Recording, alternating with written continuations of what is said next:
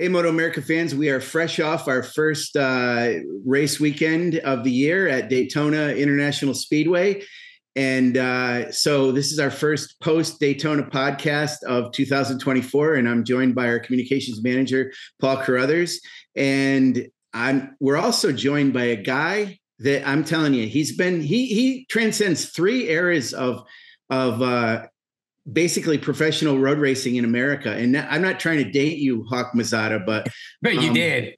Yeah. Well, I could. Thanks, bud. Yeah. But it's cool because, so for one thing, I remember years ago when I was at Mid-Ohio, and I remember the PA announcer saying Hawk Mazzotta over the PA. And I remember thinking, there was a guy in the NFL named Max Strong, and I always thought that guy had the greatest name in the NFL. Well, Hawk Mazzotta is one of the best names in American road racing, or any road racing for that matter. And it's your real name. It's not like a nickname. Your dad gave that to you, right? He did. Yeah. And you're in Northern California, right? You're from that part of the country, which is a little more, how do I put it? Not really rural, but a little more sort of down to earth, and you guys work with your hands for a living up there, don't you?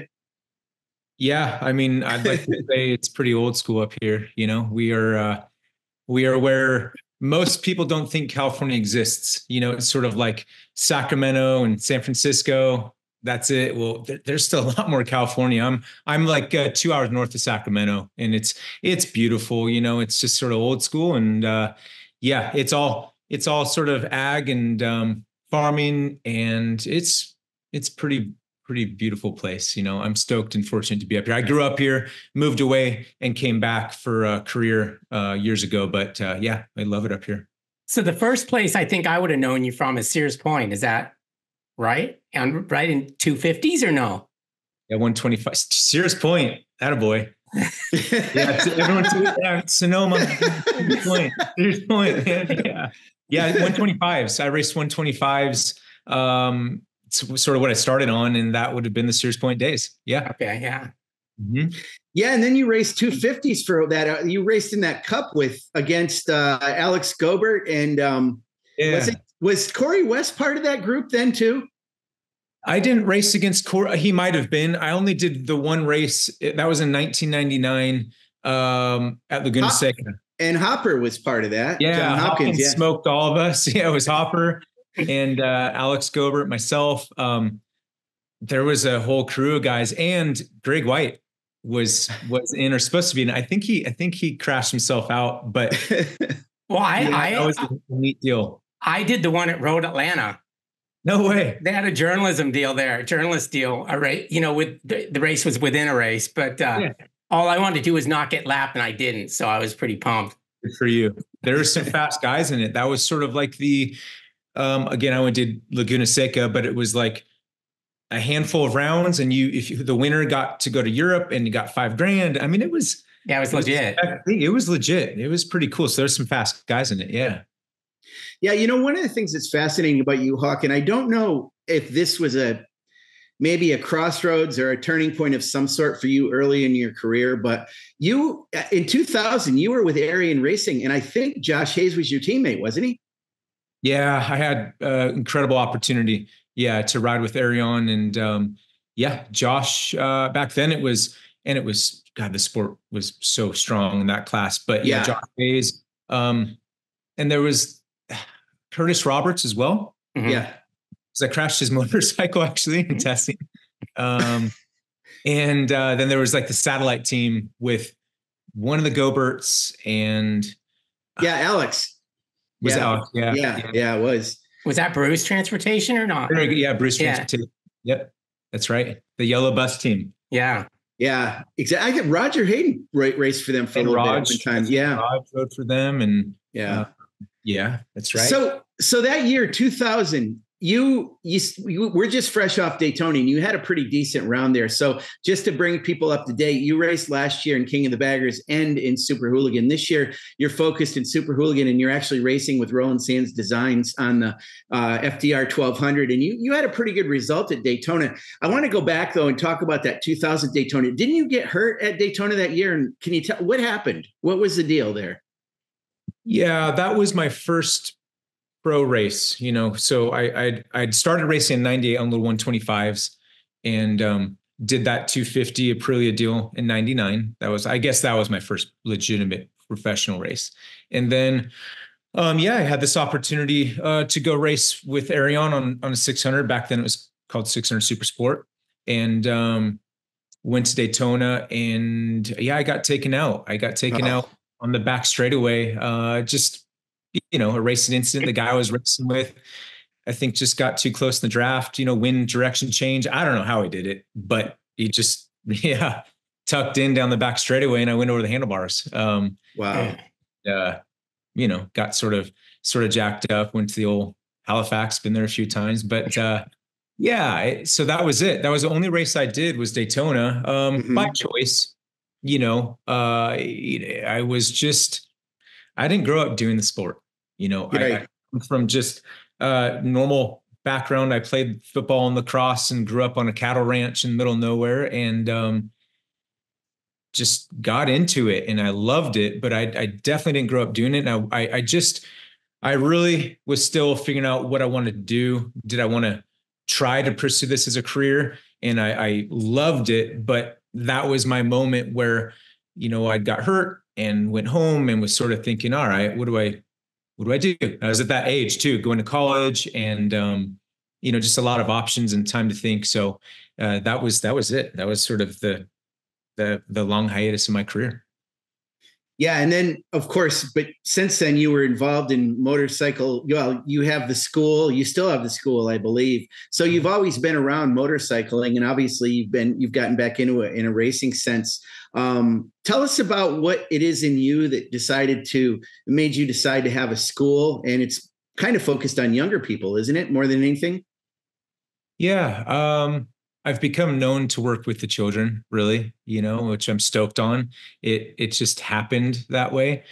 But yeah, I mean, I'm a dad. I've got 2 kids. I've got a 10-year-old and a 1.5-year-old.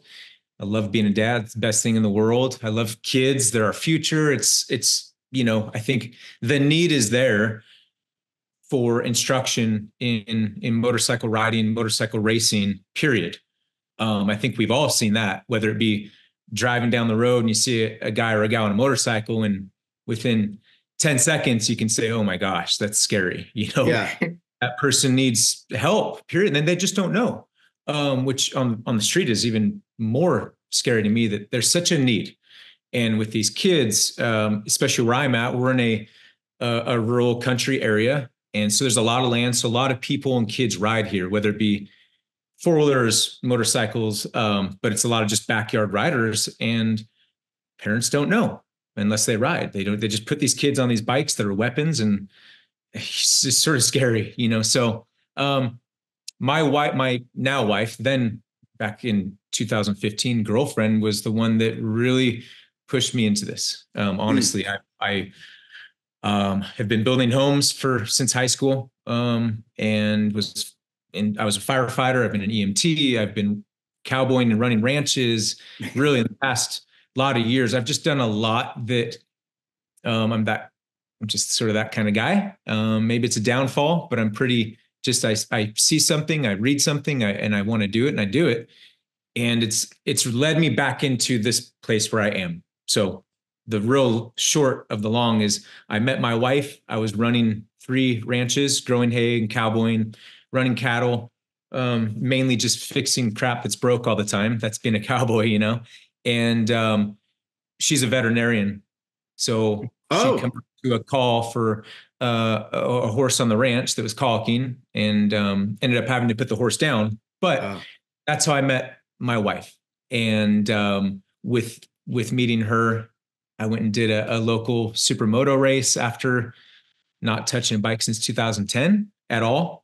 And I loved it. I won. And she just said, Hawk, you need to do that. You're good at it, but mainly, like, you're really happy. You're a better boyfriend when you're doing it. Really. That's so good. You're happy. I see that thing in your eyes. So she pushed me sort of back into riding, and I'm glad she did, because I love it. I just love riding motorcycles, period.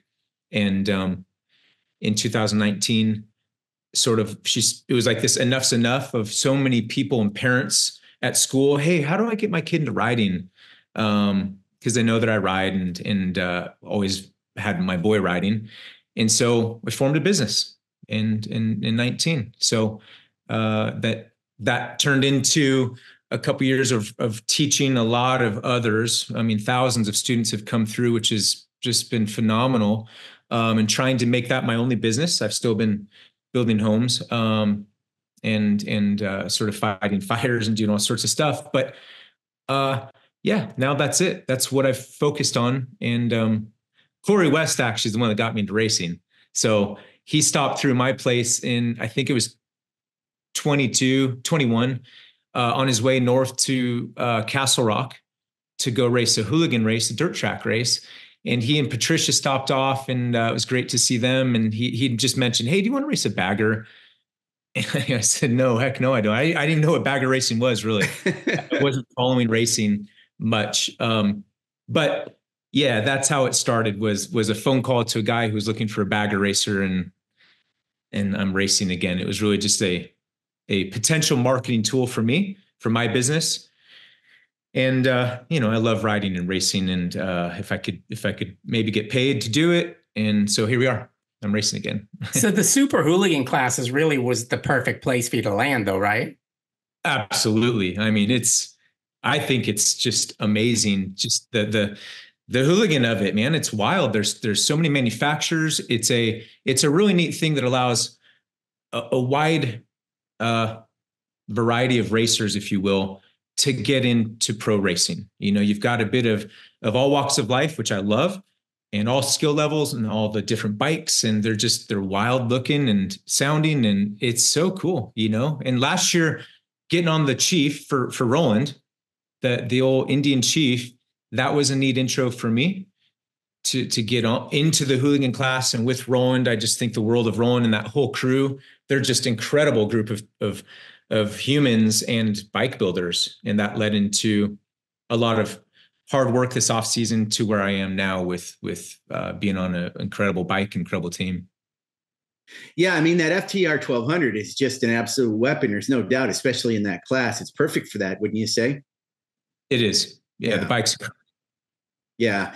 It's funny. That is such a tangible class for fans. I mean, the whole look of it, people that ride motorcycles, they can kind of relate to it a little bit. I mean, I'm not saying it's sport bikes you can, or the king of the baggers you can't, but it's a kind of thing where, I never raced, I could never race, but I feel like I could ride that thing around the track at least, it feels like it's somewhat tangible and understandable. Plus there's so many brands, there's 12 of them in that class. And it's crazy how, everything from a BMW Airhead to, Yamaha's got their bike in there. Now you got your Indian. And I mean, these Pan Americas, the Harley Davidsons did really well at Daytona and their air-cooled engine. Those are liquid cooled, I think, aren't they? I'm pretty sure they are. Yeah, that's right. But anyway, it's so cool to see what's going on. Plus, obviously, Stefano Mesa has the Energica electric bike, which kind of caught him out when you guys had that red flag. I guess he couldn't charge up his bike for that first race. I don't know what happened. Yeah, bummer. Yeah. That's what happened. He didn't have enough juice to go in the second go on it. So, but how did you feel about your Daytona? You did pretty decent, I thought. Yeah, 5th and 7th. Yeah. Yeah, it was a good start. Always wanting more as a racer, period. But we had goals going into it. I had my personal goals, and with the team, the overall goal with the boys was, hey, we all know it's hard on bikes. It's hard on riders. It's just a lot, that place. And you always want to go, just get in and get out with points. That was our goal, was, be smart, learn the bike. As my first race weekend on the motorcycle. And I knew the class was stacked this year. I looked at it coming into it, and I had my plan of session 1. I knew it was going to be go time. You're going to have to get up to speed really fast. I had my lap times I wanted to meet session 1, and I had, of the way I looked at it, there was 12 riders that really are talented that could potentially be on the podium. That's the way I saw it. A lot of them I've never raced against, but I've watched, or I've known of them. And so with that said, yeah, it was get in and get points. And I'd set some goals and like talking with Pridmore. He's a guy who I've known a long time, and he's an incredible guy to bounce things off of and speak to. And he's a realist, and he's very methodical, of course. So he's a guy that's that calming guy to say, hey, Hawk, let's be real. Let's set goals. And you've been out of the sport forever. And so anyways, we meet and surpassed our goal, which is great. But still, I was this close to running with the lead pack.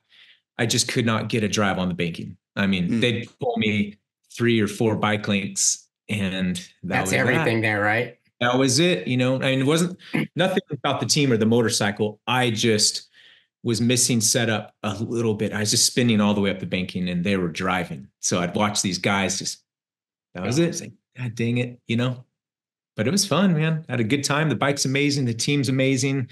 I'm just the word for me that weekend and this whole season, I mean, really is just grateful. I'm just so stoked to be in this position. What an opportunity with the team and the bike and my sponsors. And I sort of can't believe I'm 42 and back in the sport and have the opportunity I do. It's incredible.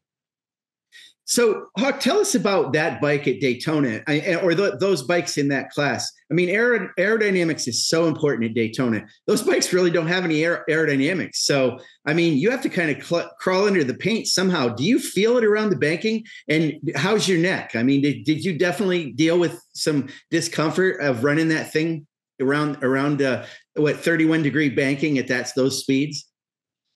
Yeah, there's no aero on them. Right. So yeah, you definitely have to be mindful of every body part and really try to tuck in and try different things. That's what I found myself doing. I'm not a big guy, but I guess for motorcycle racing, I'm on the taller side, and I was really studying the guys in front of me, and trying different things. I was with, of course, the talent's amazing. The Indian boys, the Harley boys, they've been in this game a long time, and they've all ridden the Harley 1200 class, and they've ridden almost everything. So I pay attention, study other guys my first session right away. O'Hara's out there with the elbows straight and flat. Other guys are tucked in. And so I really studied and I tried different stuff, which is so cool about Daytona is that, in a session, I'd tuck in behind the boys and I'd try elbows out, and it really would change things from this to, back and elbows in and knees out versus, elbows inside of knees versus out of knees. And it's really cool is that with no fairings or anything, you feel everything a lot. Yeah. Head flat. I've got my dash is right here. So I can't get as flat as I wanted, like my chin on the tank. I had to sort of duck my head to the side so I could see. Wow. So I just played with things, and yeah, I feel like you always feel it at Daytona. My neck definitely felt it a bit, but I train pretty hard. I feel like I'm in decent shape, that I just had to find that comfortable area to really tuck in and just try to relax, at Daytona. So tell me about your part of the country a little bit. I want to ask you about this. There's some things that a lot of you guys have in common.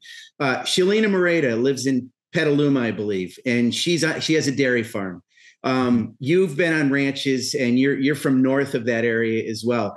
Rich Oliver is Fresno area, a little bit further south, but he has a school. So, and the Bostroms are from Petaluma, and you're real close friends with Ben. What is it about that part of the country? Is it just the topography that suggests that, it's you guys are people that are outdoors and do outdoor things? And with your business of building homes, is the housing market pretty good up there? Yeah. So to answer the first part, I can say, just speaking for myself, that growing up the way I did and where I did formed me as a human being, period. And I'm so thankful for getting to grow up on a ranch. We grew up about a little over an hour out of town, out of Redding, so out of the city. And we lived in the city as well. But, the ranch it was my brother and I, or brothers and I, and we were on almost 5,000 acres of, wow.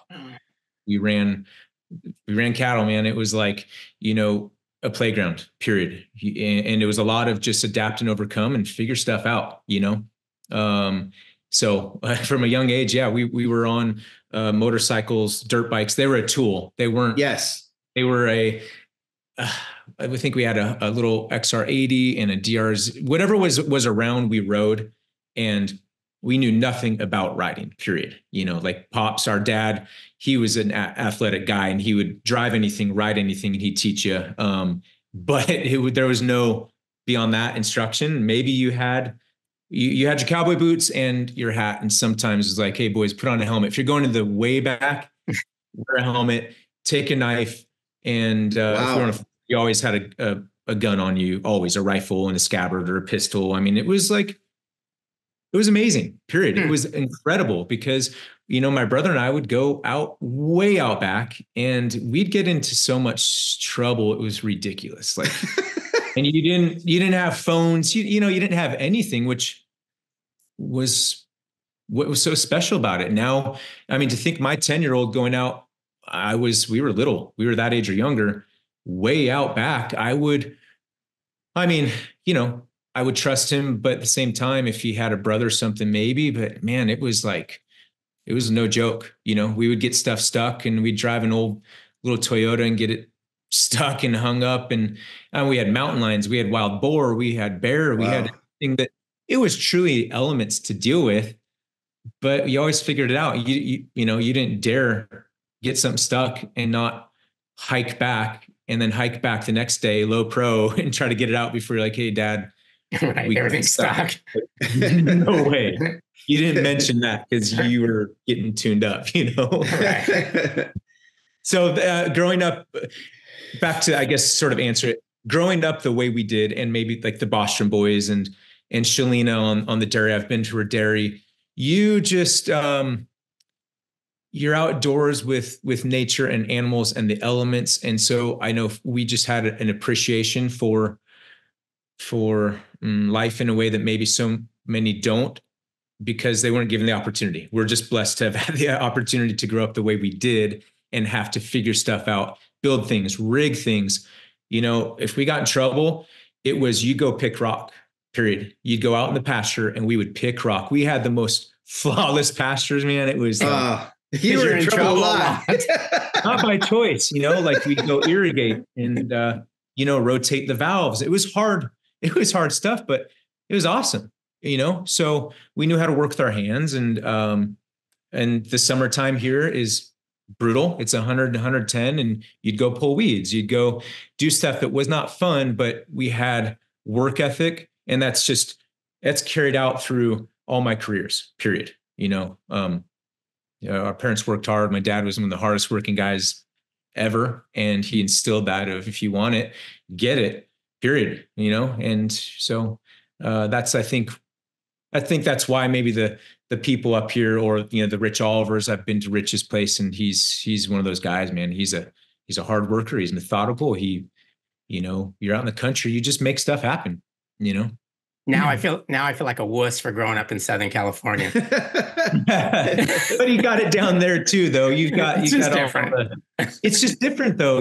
There's the parts of it that, like I was telling Paul when we were getting on, like I still have AOL. Point is, it's like for me to be on here right now, I was stoked that I figured out how to get on Zoom. That's really good. Like, yeah. I'm not a techie guy, and there's a lot of not being maybe as much in the cities, or not wanting to grasp all of the modern day. It's been a hindrance in my careers too. Like a lot of building, I could have learned computer programs to help me in building, and I just didn't do it. I sort of refused. Or, the firefighting stuff, or right now with my business, I've literally been researching today, how do I get, when people Google my moto camp, does it pop up and all this? I should know all this by now. And I don't. My website's, I need to fix it. And so there's that part that I probably would have known a lot more of if I had maybe put myself in the position or finished college with certain things, but I just didn't want to, honestly, Tell us about your relationship with Ben Bostrom. It's amazing how similar you are to him. I mean, it's like you're his brother pretty much, or Eric's brother. You're the fourth There are three of them, right? So you're the fourth Bostrom, I think. There's three. Where's there? Yeah. Ben, three, Eric, and then the dad. Yeah. Is it Tristan? I think. Yeah. These guys, man. You know what? I've got some, I got some great stories of those guys, but we've just hit it off. Honestly, Ben and Eric both. We've shared some pretty incredible experiences together, and they actually were born and raised up here in Redding, where I was born. Oh, okay. And they I think they spent most of their childhood in and or outside of, I should know, but the Bay Area, at their ranch there. But yeah, I met them back in maybe 98 or 99, and we just sort of hit it off and stayed in touch over all these years. You know, it's pretty funny is that I've got some pretty cool pictures that we've been sharing with each other as of recent. And in Daytona in 2000 was the first time it happened, and it was so good. But we were in Daytona, and back then, you know, the cool thing was like the spiky hair and bleached or black or, you know, all of that stuff. And I think we both had black spiked hair. We were standing next to each other, and I had a group of people come up to me and be like, Ben, can I get your autograph? And, yeah, of course. And he was right here, and he looked at me. He's like, yeah, dude. So I signed. It's super not cool. You know, really wasn't cool, but he gave me the old wink. And so, you know, I signed and took some photos. He's like, yeah, dude, that's awesome. And I mean, we just, we have similar, I think, you know, past, you know, experiences as children, and we just get along really well. I worked at the Skip Barber Superbike School with Eric at Laguna Seca so we had a lot of time together at that. And so we got to ride together a ton and just get some good times together. And we've just done all sorts, you know, and we've stayed in touch over the years. So a message to collectors out there: don't buy any Ben Bostrom autographs. that was one time. That was one time. It was in the year 2000 at Daytona. So maybe stay away from those. Yeah, if the signature looks a little goofy, maybe. It was just a couple. You know, there's another person I didn't mention. Jason Uribe is also a firefighter. So you have that in common too. So that's another thing from that part of the country. You know, obviously there's a lot of countryside up there, and you guys always worry about the wildfires and everything. But is that why you got involved in firefighting, to try to help out with that whole thing? No, I mean, it didn't start that way. I mean, of course, yes, but no, mine was pretty simple. Again, it's sort of my hasty decision-making in my life of I want to do this, but no, mine started actually in Daytona in 2010. I was racing. I think it was like the Daytona 8-hour. Oh, thing. Boy, I was in Daytona. Yeah. Super teams or something like that. Gosh, I don't even DMG back then? DMG. Yeah. Okay. It was the second year of DMG. It was an 8-hour race, and I was on a Ducati, teamed up with great guys. I can't even think right now who it was. But anyways, I actually got T-boned by Kyle Wyman. He lost his brakes. Going into left-hander, going on the banking. So turn 6, I got T-boned. And I think he got banged up pretty bad. He hit the wall. And I was all right. I just got a little banged up. But anyways, they load me up in the box, the ambulance. And that was just that moment for me. I was like picking the medic's brains. And oh, wow. That was it. I was like, I want to do what you guys do, period. I want to be on the giving end, not the receiving end. I've always thought it was really neat, you know, firefighting and medics and all that stuff. It's just super cool. Or even veterinarians, all that I just think is neat. So that was it. I finished out. I got to Laguna Seca. I was riding for Aussie Dave Racing, and we made it up through Laguna.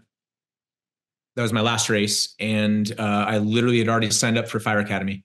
They're in Monterey, so I went through the Monterey Academy and EMT school. And so 6 months later, I was graduated the academy and became an EMT, was signed up for medic school, you know, taking anatomy and physiology and all that was my next step, and got all these these rescue classes, confined space and Swiftwater, and I'd done everything possible. So, because it was really hard to get hired back then as a firefighter, very competitive. So that's why I really just had an interest and moved back up here from Monterey to be a firefighter. That's what back up here. I took a job for Cal Fire, and that's what brought me back up. Yeah. That's cool. Yeah. Now I misspoke. I think it was called Moto ST. That's when Jay Springsteen, I think, was racing, and Jimmy Felice and his son. And that was pretty, is that right? Yeah. Nines. I raced against them. I raced a twin. I was on like a SV 650, and we battled with those guys, Jimmy Felice and Springer and his son. And we were on those little bikes, man, battling. It was so much fun. That's funny. I love it. Yeah. Into the under the lights of Daytona in the rain.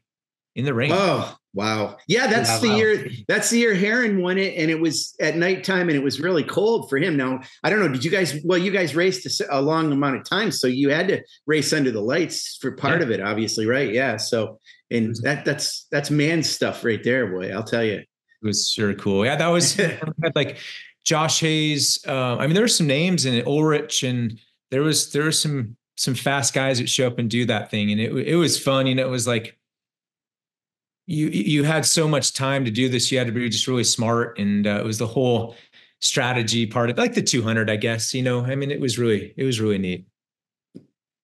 Okay. So I have to do this one with you. Okay. Hawk Mazzotta, your father was a falconer. So you were named, obviously, because you weren't named Falcon, you were named Hawk. Let's put it that way. But as I understand it, the young man, Mr. Euclid Hayes, whose middle name is Hawk, and he goes by the name Hawk. Did you have influence on that? I think so. I mean, you'd have to ask him, but I that's cool. I think I did. You know, Josh is incredible, and Mel, they're just amazing people. I've known Josh for a lot of years. He's been very helpful in the ins and outs of my career. And yeah, we had sort of spoke about it, and it's pretty cool. It's pretty neat. You know, that little wild guy. It's pretty cool. Yeah. It's a good compliment. It is, absolutely. Yeah. Whether it's me or not, I mean, I think it was, but I'm honored, you know, it's pretty cool. I guess he never thought of Sean or Paul. No, you know, it could have been the same number of letters. I mean, it wouldn't have been hard, but no, Hawk last year. So I have to ask you this. Last year, so I went over to see Josh in Squid Hunters area, and one of their bikes said Hawk on it. Do you know why that is? Maybe for his kid. I don't think it was because of his son. I thought it was you. Was it? Well, maybe it was my Hawk Mazzotta Moto Camp sticker, possibly. Oh, maybe that's it. Maybe. I mean, Josh, this guy, you know, he's such a legend, and he's so down to earth, humble. He's like, hey, give me some of your stickers. Put them on the bike. Yeah, he's helpful too. What? You know, it's just like really. He's like, yeah, man. You know, he supports what I do, and you know, Peter, the owner, he's Peter. Mine, and those guys are so. Yeah, I got some stickers, and they put them on I think the underside of the tail section. You know. Yeah, that's what it was. That's what it was. Yeah, so cool. I got some pictures actually at Daytona of Josh on the grid, and I got a couple pictures. Like, you know, my logo's on Josh Hayes' bike. Like, it's so cool, you know. That's really cool. Yeah, I knew it had something to do with that. I just didn't know so it was your sticker. He said it was, but I didn't quite understand what the connection was there. So when you teach little kids, you must have pretty good patience, and you've got young kids yourself. So how young do you start them, and what are they on? I mean, they're not on Stasic bikes. They're on bigger bikes than that, obviously. And Stasic. So the youngest that I've worked with, and I have worked with a couple years now, is 2 years old. It's amazing for a little 2-year-old human being to be able to retain much of anything with that much motor skill, you know. I would say I've got patience, but I don't. Honestly, I've got patience because it's what I do. You know, I have to have patience. I love children. I love working with children. I love teaching all ages, honestly, and all skill levels. But the children, there's a real need for both safety and really a lot of, especially I'd say in our area, we're a lower income area where I live, and there's a lot of crummy stuff going on, I think, in households. So there's really that need for these children to have that outlet, have a healthy outdoor thing that is a bit more, I think it's a bit more lost these days. There's a lot of electronic crap, hey, go play a video game, go watch TV, go on the internet. And I hate it. It's really a bummer. We didn't have that as kids, at all. So, to work with these children it's challenging. No doubt, there's some kids that really hone in and they listen and they apply. And there's some that have such a short attention span and they don't want to listen, which is fine. I just have to find that creative way to engage them. And I've learned a lot. I'll tell you what, I've sure learned a lot working with all the different students. And I love it and I enjoy it. And 2 years old, they're on stay 6. So I have a prerequisite before they come to me. I have learned is that you have to, not the 2-year-olds, but you have to be able to ride a pedal bicycle before you come get on a motorcycle, any sort of a 50 or anything, because I've learned the hard way, but that's how you get your balance mechanisms, period. And a Strider bike is incredible. That's a genius, right? I mean, that's changed everything.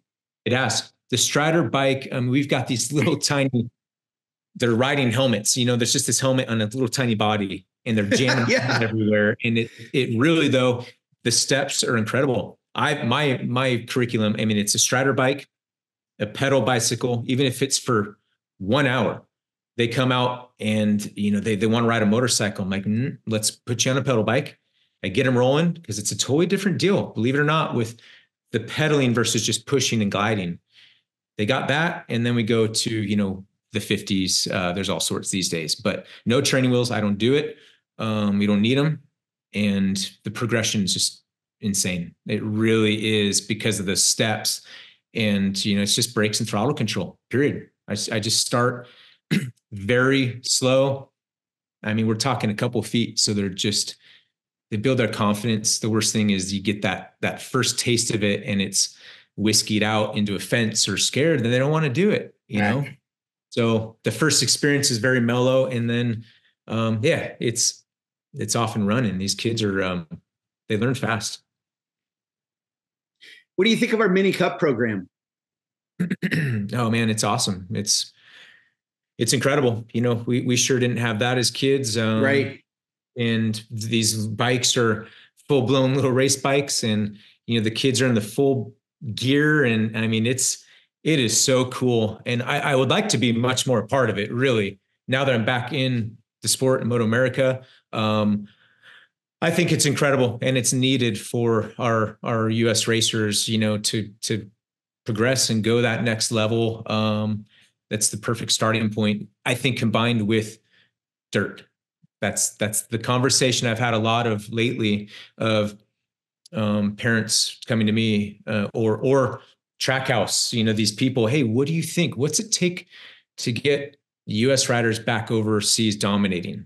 I spoke with Hopkins, I spoke with some people, and it's like, my opinion, there's a lot to it. And I'm not the guy to just say, here's how and why, because there's a lot more talent out there than me. But if you look at our US talent, that, the Rainey's, all those guys were just dominated.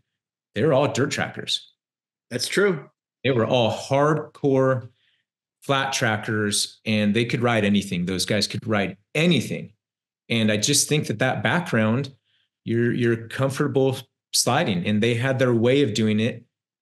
And partially I can say that I think getting to teach as many kids as I have, there's a lot of softness these days. There really is. Mm-hmm. There's a lot of, you got to go easy on them and everyone gets a trophy. And, that really does affect a mindset moving forward, whether it's motorcycle racing or school, college, your job, but it does. And I wasn't raised soft.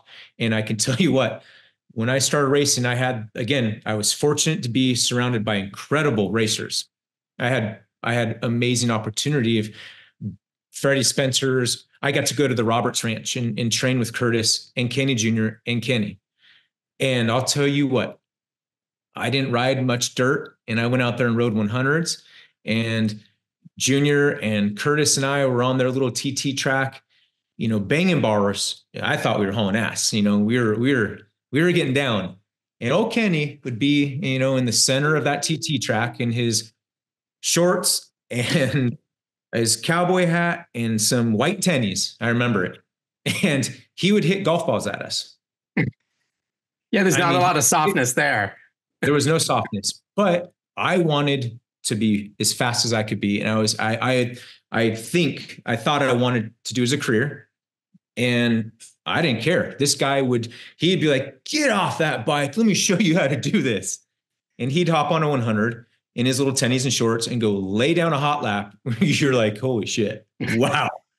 He'd be like, that's how you do it. Like, okay, fair enough. Like you would smoke us. But there was that hardness that I think a lot of these guys grew up with. Maybe it was too hard. Maybe there's that balance, I don't know. I mean, our dad was hard on us, but there's that balance of if you want to make it to the top and go overseas, these guys are no joke. And these kids are being trained so hard. You've got to be tough mentally and physically. And so I think there's just that balance of a lot of things. We've got the tools these days, the bikes, the gear, the resources, the internet, the technology. And you got to, I think, just combine that with the right minds of a balance of combining dirt and combining that hardcore, like go train hard, but with that balance, still let kids be kids. That's one of the biggest things I can say for my children. And all these kids, I see a lot of talent, but I see the parents wanting it way more than the kids. Yeah. That doesn't work. No, it doesn't. It doesn't. You break them. You almost, I hate to say it, but like when you break a horse, you're breaking their spirit. And you are almost, a lot of these parents work so hard and bless them. And for doing all they do for these kids time-wise and financially. And I mean, it's incredible what these parents do. Just, you can't break a kid. You got to let them be children. You're a kid one time. And that I think goes a long way of they want it more if you let them be kids, and then they get to that track and like, yeah, I love this. You know? Right. Yeah. I mean, I always think that, you think about like Cale Yakov or Rocco Landers. I mean, Dave Yakov and Stoney both race. So, they want for their kids to race. And I always think, do they really like it? But they really, really like it. And they are really super motivated. I went through that period with my own son and, he wasn't really that interested in it. So I didn't push him. I wanted him to go his own way. I certainly wasn't going to be one of those helicopter parents. Do you know yet with your kids, whether they're going to want to ride, where are they at with that whole thing? Yeah, my 10-year-old boy, he's all about basketball. Oh, well, there you go. Loves it. I've exposed him since he could not even walk. I mean, I've ridden with him and my 1.5-year-old, since they're tiny. I'd ride with them in front of me, strap him to my back. He rides really well. And he's done races that I host. I put on, flat track races and motocross races, and he's done them, and he's really talented. But it wasn't that like, hey, Dad, I want to go race. I want to go do this or that. He enjoys riding and backyard riding and going and camping out riding, which is great. That's great. But nope, he does what he wants to do. He's done kung fu and football and baseball, basketball, just expose him to everything. And I don't know, my little girl, she's hardcore. She already, she charges hard, man. She's a little squishy. If you haven't seen her at the track, you will. And I'll tell you what, this thing is just, she's telling me. Hey, so I think, so look at me. I should have turned the lights on before the sun started to set here. I think I'm actually causing a solar eclipse here in Ohio. So my giant head is blocking the sun. But anyway, hey, Hawk, it's been great to get to know more about you. I've known about you for years and years, and you're terrific. I'm so glad you're back involved with us, and you're a great ambassador for the sport with what you're doing. And keep it up. And we can't wait to see you at the next Super Hooligan round. So it's been great having you. Right on, you guys. Yeah, thank you so much for having me. I really appreciate it. I always love watching your guys' shows, and yeah, I'm excited to be back in the paddock this year with the Rolling Sands boys and Trackhouse behind me, and I think we'll be. I plan on being up in that mix on the podium this year. We're sure as heck gonna try. I love that. That's great. Well, it was nice getting to know you a little better, and we'll see you at the races. Thank you. Thanks. Right on. Thanks, guys.